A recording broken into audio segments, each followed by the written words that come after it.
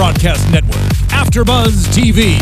Over 20 million weekly downloads in over 150 countries, and your number one source for after-show entertainment.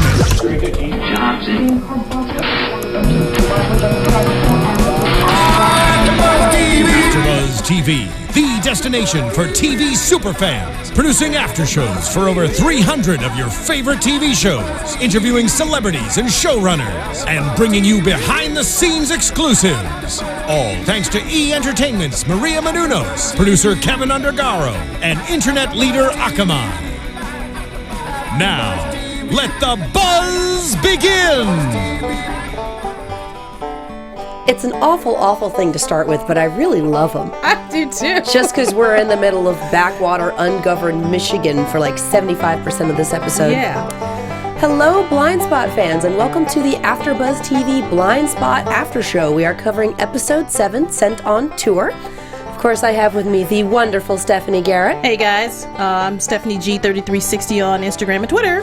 And I'm Katie Cullen. You can find me on Twitter at Kiaxet. That's Kiaxet. We are definitely keeping an eye on the live chat tonight. And we are also watching our hashtag, which is ABTV Blindspot. So if you have anything fun to say, if you have any questions or anything you want to discuss, throw it up in the live chat, throw it up in the hashtag, and you may well get a shout out on the show.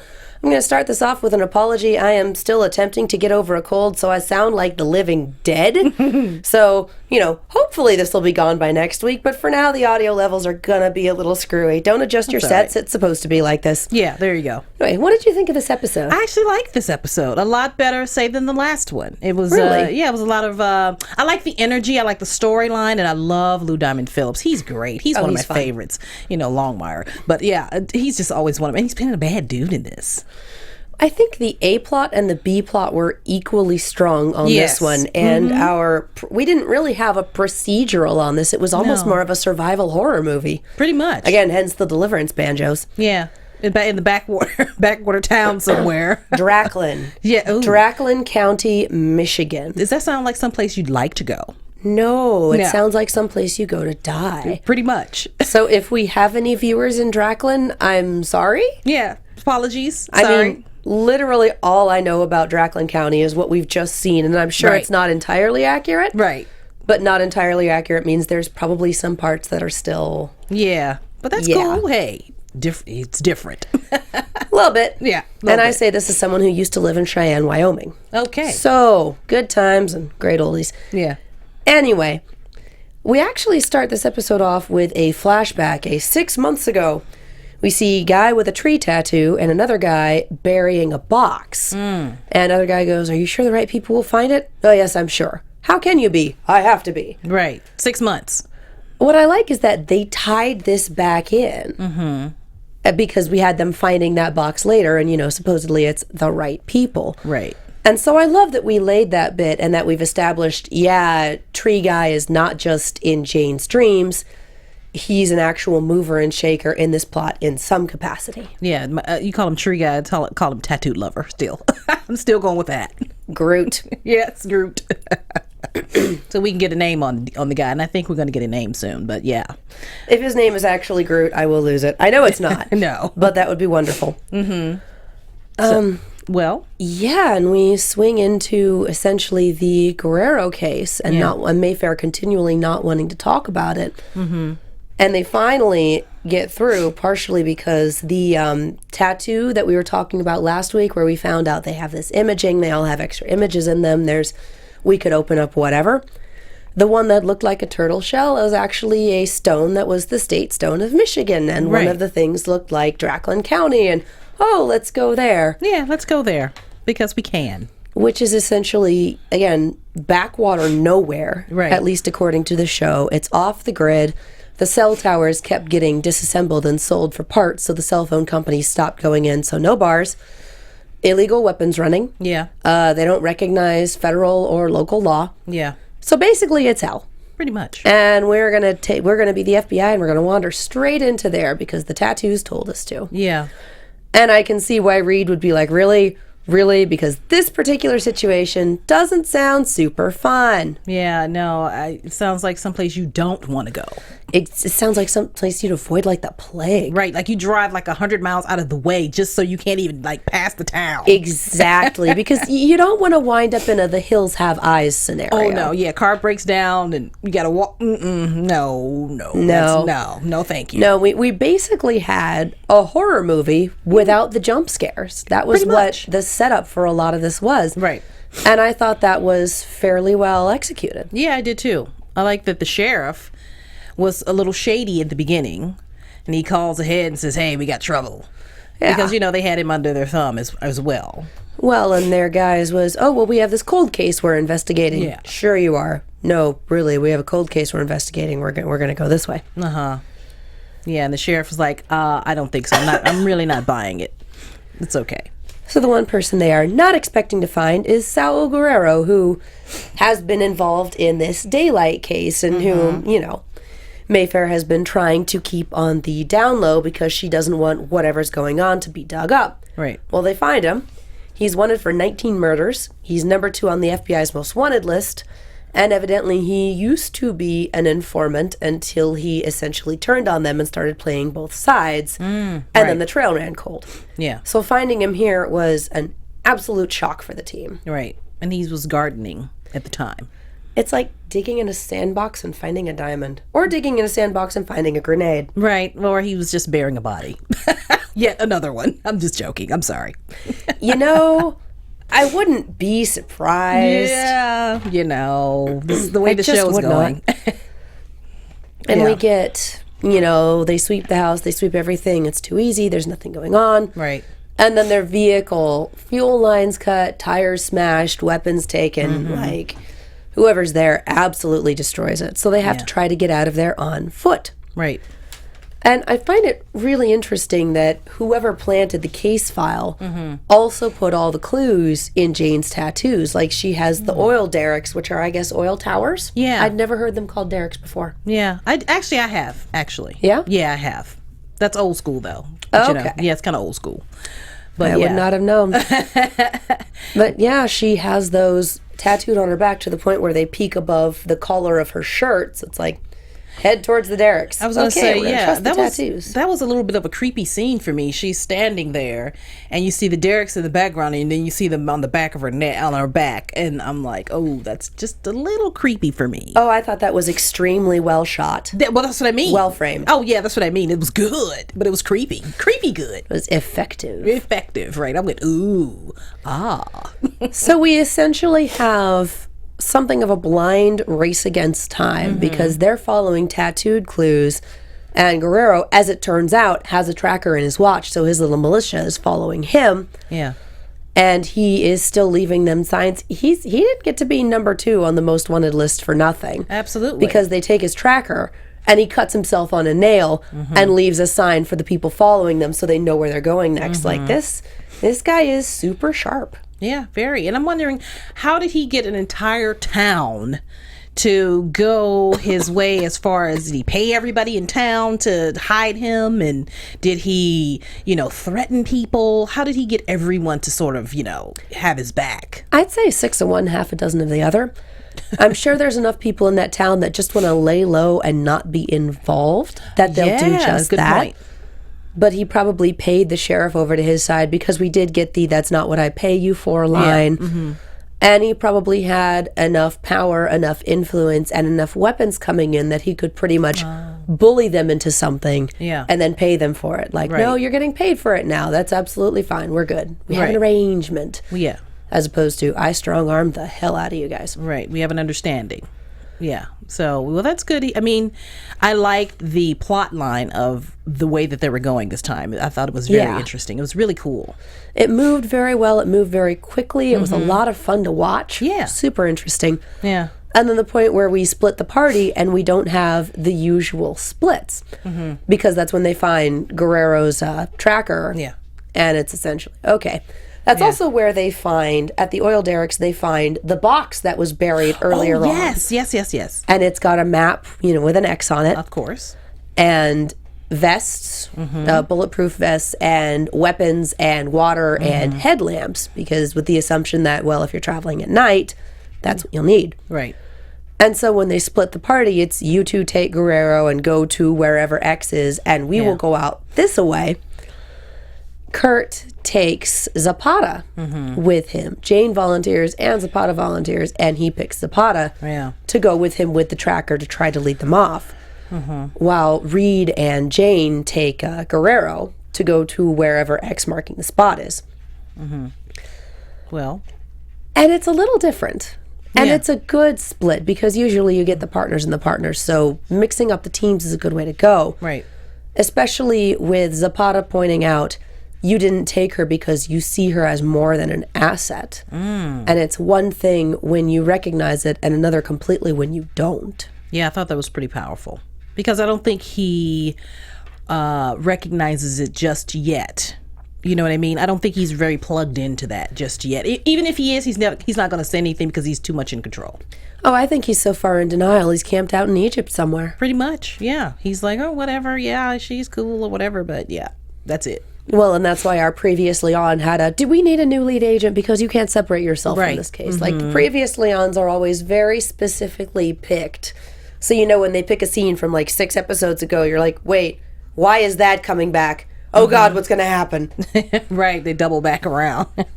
Previously ons are very, very good at terrifying the audience. It's a beautiful thing. And then Jane, they go through the woods, and Jane, who knew, well, you kind of know, she can fly a helicopter. They find a helicopter hidden out in the woods. Right. Which, it was behind a, no trespassing sign. Right. And the little thing we get is, the government buried radioactive waste out here, so people actually don't go out here. Well, there's a helicopter back there, covered in camouflage tarp, and you can fly a helicopter, right? Maybe? Question mark? Right? I can't hit the high notes right now, so that's question mark? Question mark. And it turns out she can. Of course. Deus Ex Jane. Yeah. Because that's how this series goes sometimes. Yeah, well, she's Special Forces, Black Ops, Navy SEAL. She can pretty much do anything. But I have to wonder if flying a helicopter is the same kind of muscle memory as, say, handling a gun.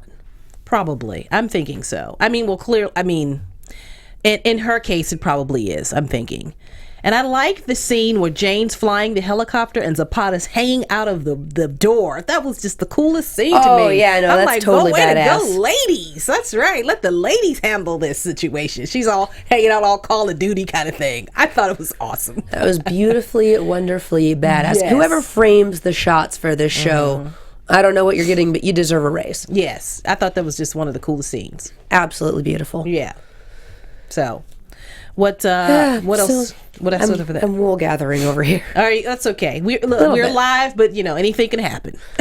And also having a moment with Jane and Reed doing the whole trust me, I need you to cover me, just having that little team building moment, because we still have issues with Reed trying to figure out, do I trust her? Do we trust the tattoos? Is this a wild goose chase? What's going on? Right. And him being, sometimes it's the voice of reason and sometimes it's devil's advocate. It really kind of depends on the day, depends on the case, depends on the situation. It's a consistent character trait, but I feel like sometimes he should look at the logic of the situation and not immediately go, seriously, why are we doing this? Yeah, I don't think he's there yet, because I think he still just doesn't trust her. I don't know, sometimes logic is on his side, sometimes reason is on his side, and sometimes it's like, have you learned nothing? Right, how long have we been doing this and you've learned nothing? Yeah. Right. Been doing this for 7 episodes. Right, he's still there. It's been a fair few weeks because I assume these did not all happen back to back to back. Right. It's been more than a week. Right. But I like that exchange that they had in the cabin. That was pretty cool. And, to see Jane sort of have his back when he got shot in the vest. Oh, yeah. That was a good scene. Future Site 888 in the chat is saying, read an interview, no green screen in the helicopter scene. Really? Wow. So she actually flew that puppy?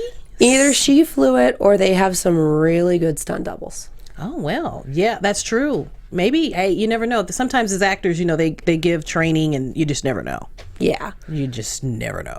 But a helicopter is a very big, very expensive, very dangerous piece of equipment. I feel like they'd want a highly trained pilot on that shot. Could be. Maybe the pilot was sitting in the back. Because sometimes what they do is they'll have the actor sitting there, and then the pilot or whoever, the technician, is sitting in the back with a radio going, okay, let's go, action. And then, I did not know that. Oh, yeah. Same guy says Jamie Alexander handled power-up and liftoff. Oh, well, that's good. Wow. That's really good. It's a day early for Women Crush Wednesday, but yes, Fitz please. says, damn, badass. That's what I'm saying, right? That's pretty much the only way to put it at this point. It's just like approval. Right. For those of you who are listening on iTunes, we're doing all sorts of thumbs up and stuff on YouTube. Just like, yes, good. Yes. Yeah. Another. Yeah. I'm liking our chat. Our regulars are in here. Hero Fitz and Jessica is in there. Hey, Jessica. And a whole bunch of folks are in there. So they got some good stuff going on. Oh, I adore the hell out of our regulars. They always have so much fun stuff to say. Love you guys. You people. We love you people. Yeah. And we love the people on Twitter, too. I have a comment in here I'm saving for when we talk about the B plot. Uh-huh. What was the B plot in your... Patterson. Oh, right. Okay. Yes. Yeah. Sorry. Not saying that it's B as in quality, but B as in it didn't get as much screen time. So it's the second plot. I think I like their... Well, you can start. I was going to say I like their little scenes and everything. I thought that was great. Yeah, I want to finish up with Guerrero before we oh, yes, that's right. Go back to Guerrero. So they get a standing ovation when they bring him back in. Right. Because that's wonderful. Yeah. And we have the sheriff's little face heel turn, which I really like. Yeah. Because he takes out one of his own guys in the town and basically says, look, we've lost too many people. You've lost. We're getting you the heck out of here. Go. Right. And the sheriff basically knows that he's going to have to stand up against a whole bunch of other people that Guerrero has paid off and probably won't make it out of there with his life. Yeah. But the feds are going to swarm the place fairly soon, so their way of life is over with this successful mission. Right.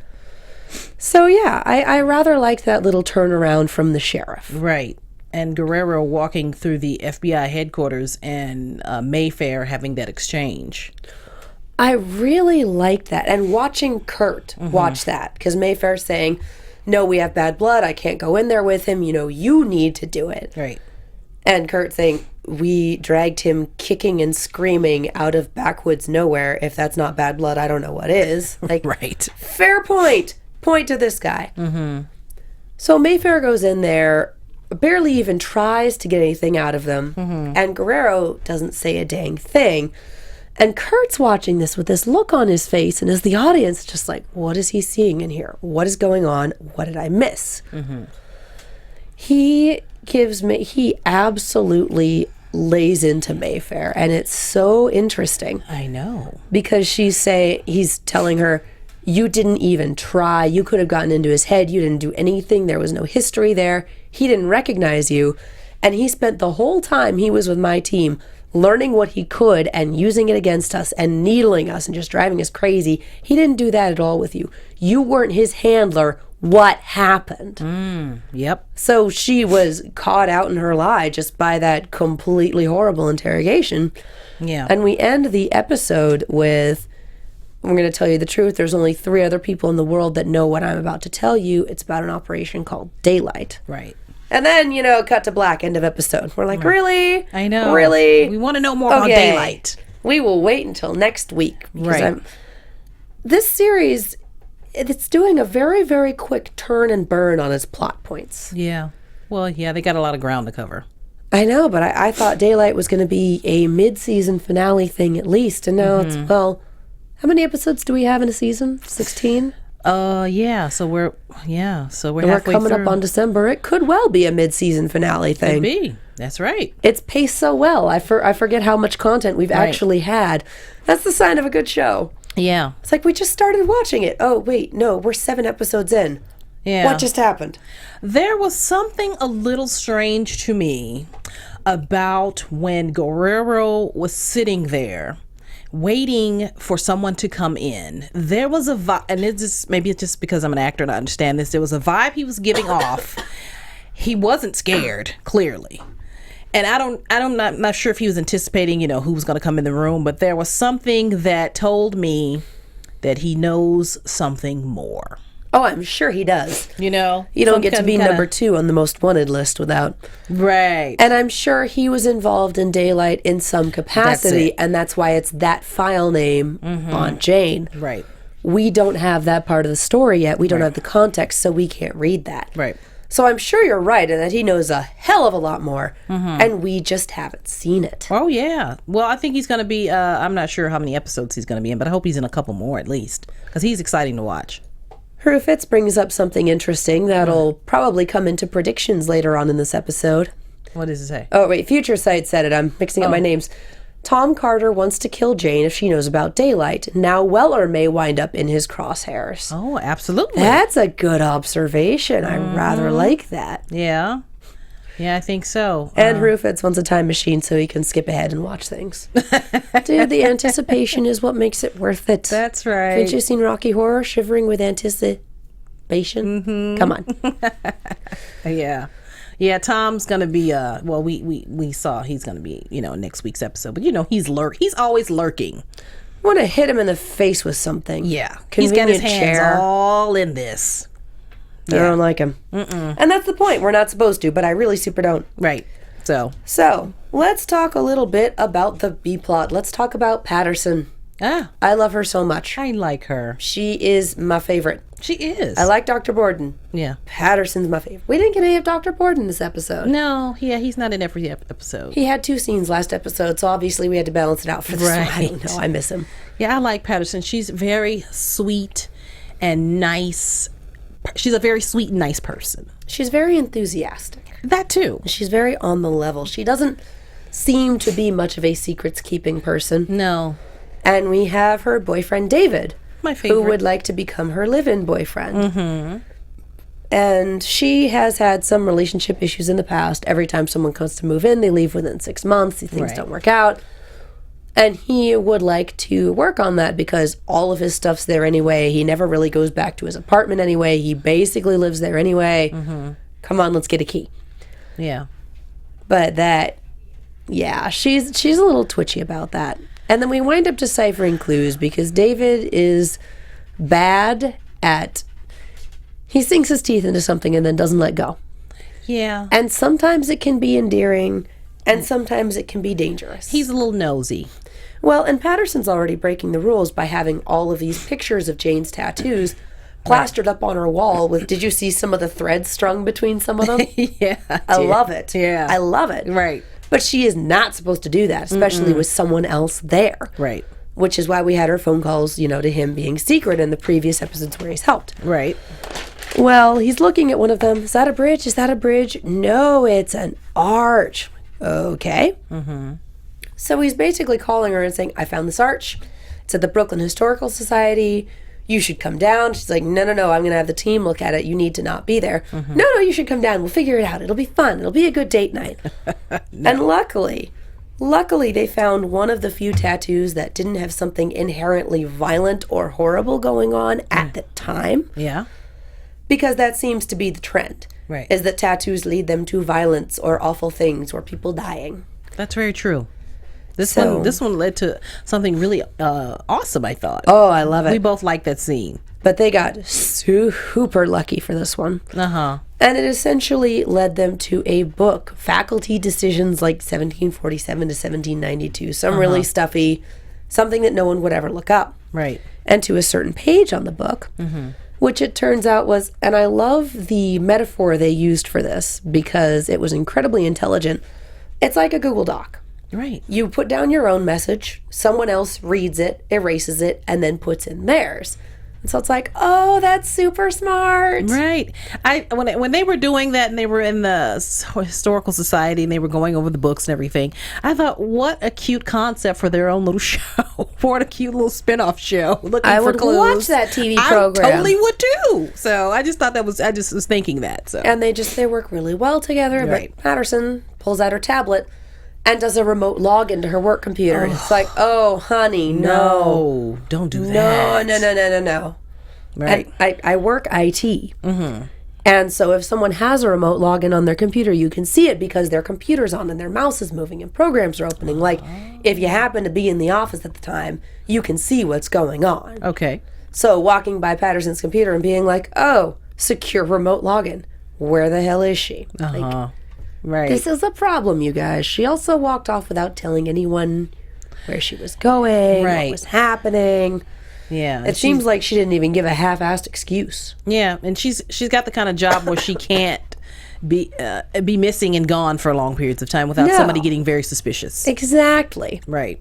And it's Mayfair who finds it, and Mayfair who finds her in the library with David, and boy, does that sound like the solution to Clue. Yeah. And so wait, let me just say this. When she walked in and found them, the first thing I thought in my head was she's like the mom who found like a boy in her daughter's room. Something like that, yeah. What is he doing in here? That's how that scene read to me. I was like, oh, mom. Wait, it's not what it looks like, mom. That's how it kind of read to me. But she was terrified, She was like, my boss is here. Oh my God. Well, yeah, and she knows she's not supposed to. Right. She's not even supposed to have the pictures out of the office. Right. And so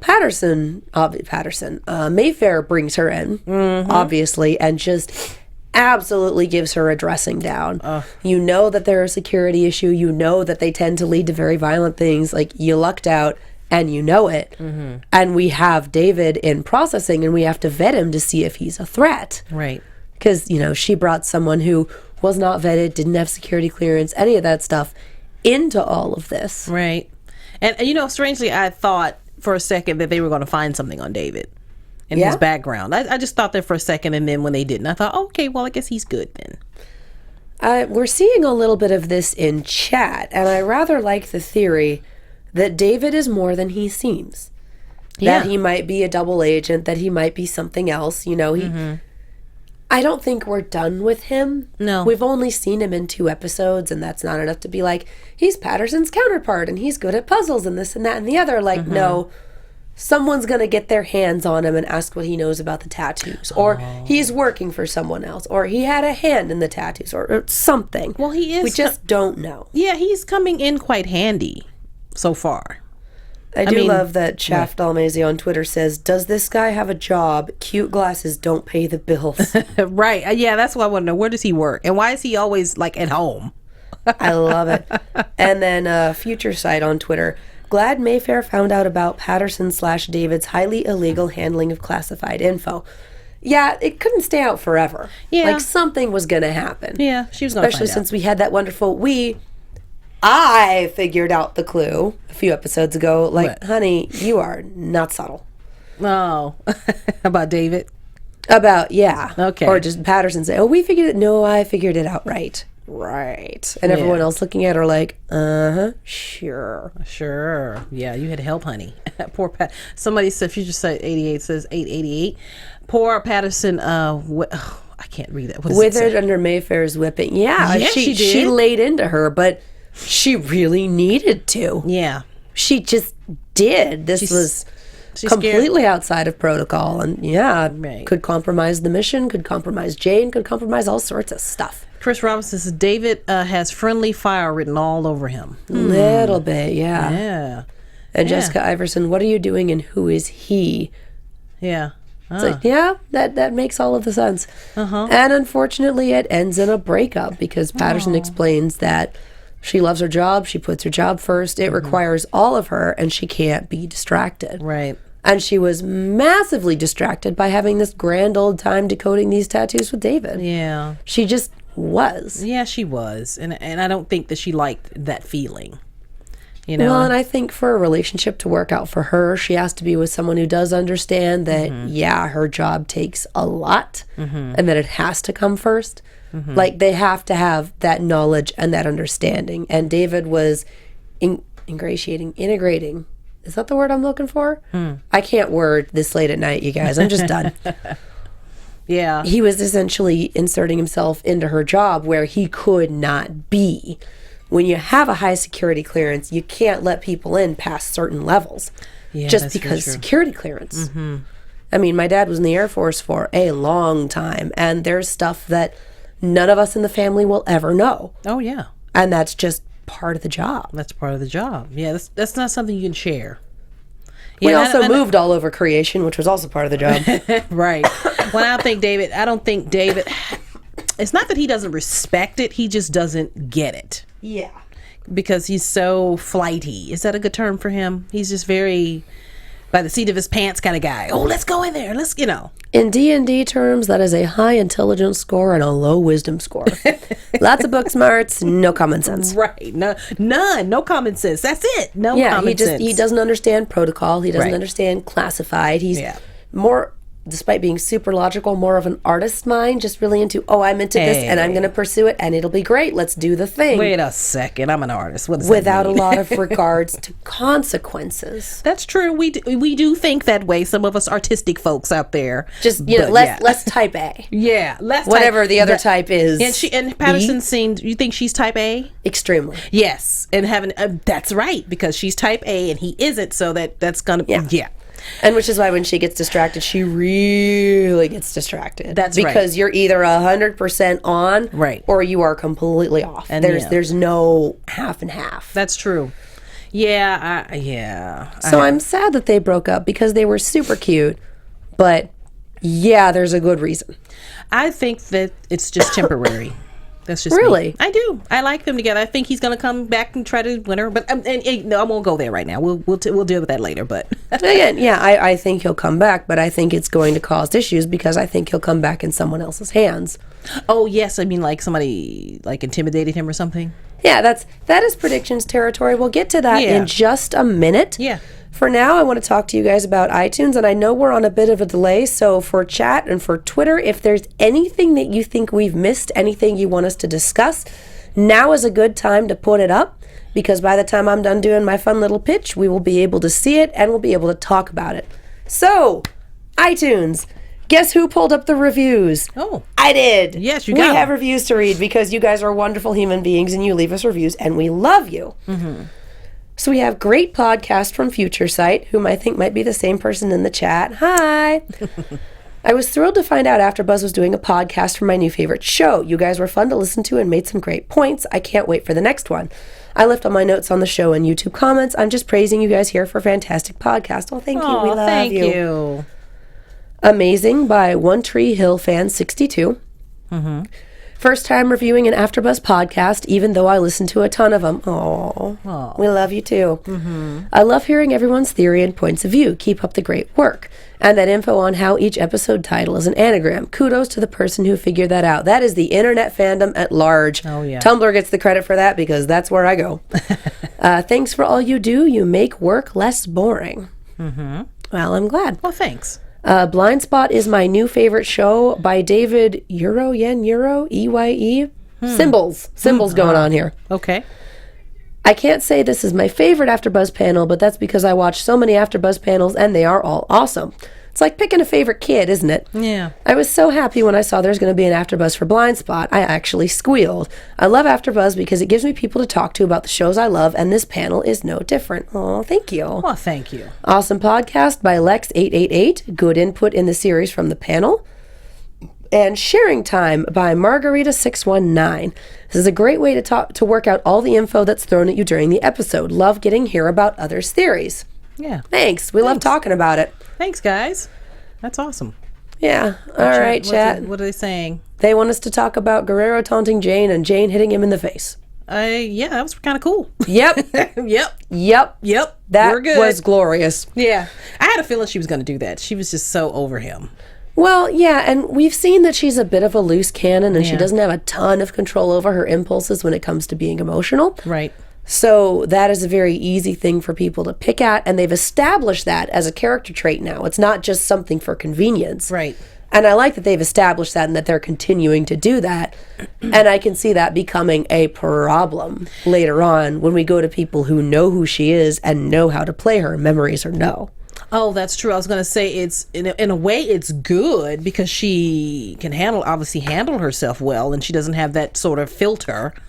But like you said, it's going to catch up with her. Oh yeah, yeah. So any other thoughts, or should we? No, I like the episode. It was good. All right, let's swing into predictions then.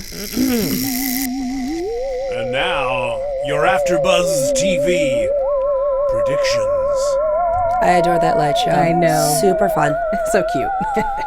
So we get my notes for the preview say in all caps, daylight next week, find out how deep it goes, prepare for war. Oh. Because I was too busy flailing to take very good notes during that preview. I know. But yeah, guys, daylight information. Holy cow. I'm excited. I can't wait. I don't even have any good really predictions about that, but yeah. But I guess we are getting close to whatever mid-season is, because we run until first week of December, second week of December? Something like that. We don't run all the way up to Christmas. No. And so that means we have 3-4 episodes before mid-season finale, and if they're going to build for that, this is a really good way to do that. Yeah, that's true. And so I love what we had in chat earlier about Weller potentially being in the crosshairs now that he's learning about daylight. Mm-hmm. I love that it looks like we're getting what looks like flashback Mayfair. I mean, did you see the hair? I did. Yeah. I think that's flashback. Yeah. So it's like, different hairstyle. Yeah. Yeah. She was in deep.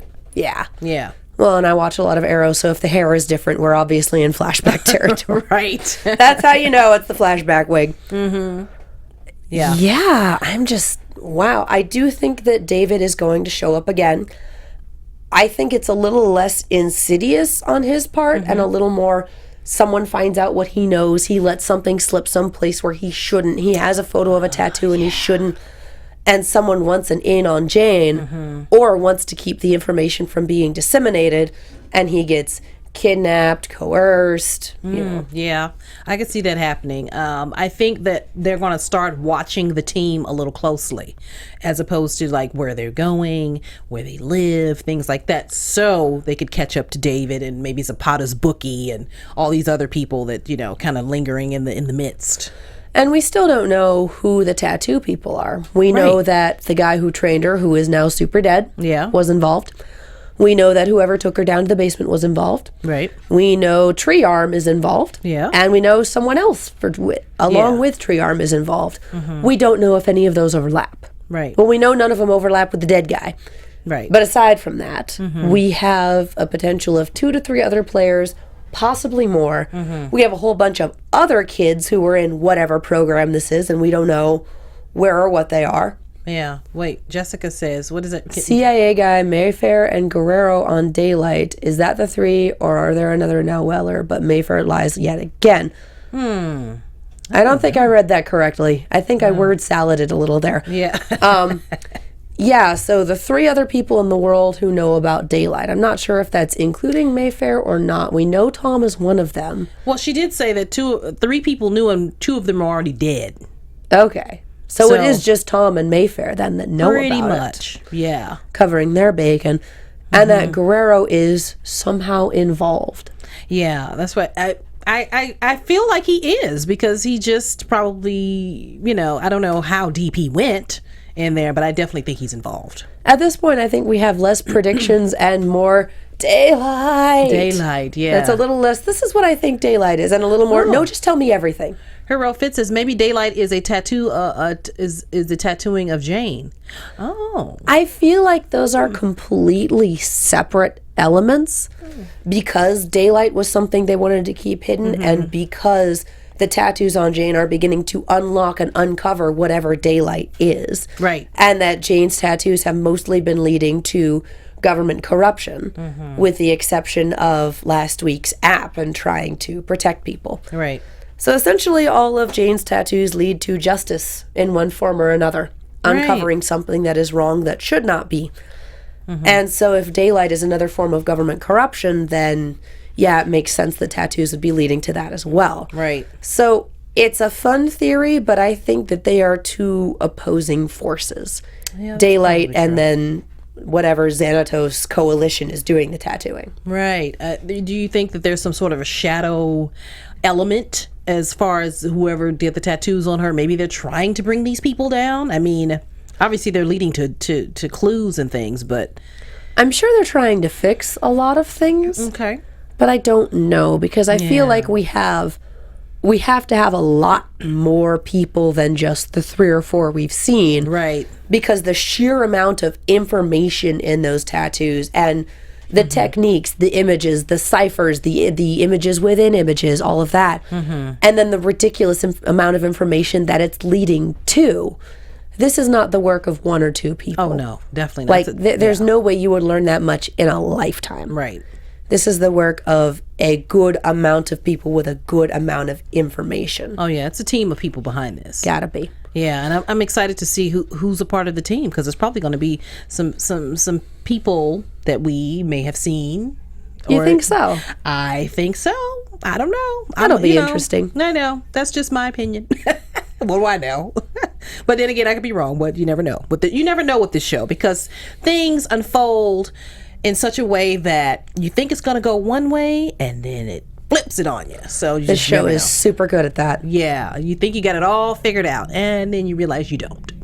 All right, any last thoughts on the episode? No, that was it. I just thought it was a good episode, and I liked the ladies and hanging out the helicopter. That was awesome. Yes, that was a beautiful shot. Yeah. Really, really good shots this episode. Yes, great shots. Okay, I think that is going to about wrap it up for us tonight. Where can the people find you? I am at Stephanie G3360 on Instagram and Twitter, and Stephanie Garrett 3360 on YouTube. And I'm Katie Cullen. You can find me on Twitter, Tumblr, and Instagram at Kiaxet. That's Kiaxet. And I am also on Snapchat at Kia Prime. And I am on so many of the shows, you guys. Star Wars Rebels and Arrow tomorrow. Ruby and Steven Universe are both coming back on Thursday, and I am stoked. And as always, Z Nation on Sundays. Thank you to everyone who left a review in iTunes.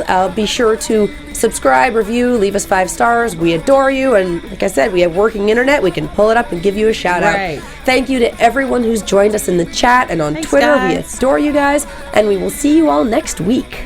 From executive producers Maria Menounos, Kevin Undergaro, Phil Svitek, and the entire AfterBuzz TV staff, we would like to thank you for listening to the AfterBuzz TV network.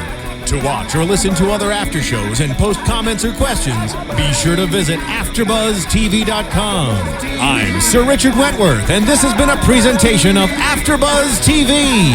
Buzz you later. The views expressed herein are those of the hosts only and do not necessarily reflect the views of AfterBuzz TV or its owners or principals.